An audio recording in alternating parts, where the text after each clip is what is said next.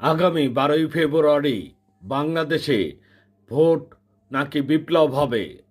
12ই ফেব্রুয়ারি আসলে বিপ্লব হবে, কোনো ভোট হবে না।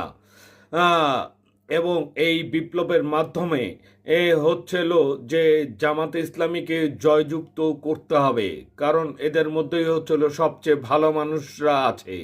এবং বিএনপি কি খারাপ কাজ করেছে বা কি করেছে এটা আপনারা জানেন। ভোট বাণিজ্য করেছে, এক নম্বর কথা। দুই নম্বর, তারা হচ্ছিল যে বিপরীত পার্টি জামাতে ইসলামীর এই তৃণমূল থেকে শুরু করে নারী কর্মীদের উপরে হামলা এবং নানা ধরনের হুমকি প্রদান করে আসছে, যা কিনা মোটেও কাম্য নয়।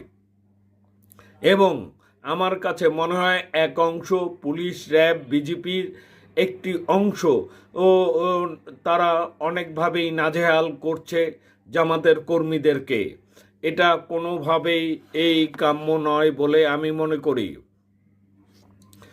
তারেক রহমান সাহেব, আপনি যদি এই 5 বছর বিরোধী দলে থাকেন এবং আপনার দলের লোকজনকে ঠিক করেন এবং বাংলাদেশের মানুষকে যদি বুঝাতে সক্ষম হন যে আপনারা পরবর্তীতে এ, নির্বাচনে আপনারা ভালো কাজ করবেন, অবশ্যই আপনারা বাংলাদেশের মানুষ আপনাদেরকে ভোট দিবে।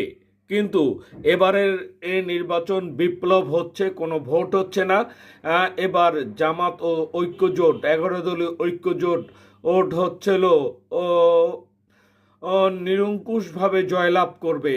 কি পরিমাণে সিট পাবে তারেক রহমান সাহেব আপনি নিজেও হয়তো বা কল্পনা করতে পারছেন না। আপনি কল্পনা করতে শিখুন, আপনার দল গুছাতে শিখুন। আশা করি ভবিষ্যতে আপনি সরকার গঠন করতে পারবেন। ইনকিলাব জিন্দাবাদ।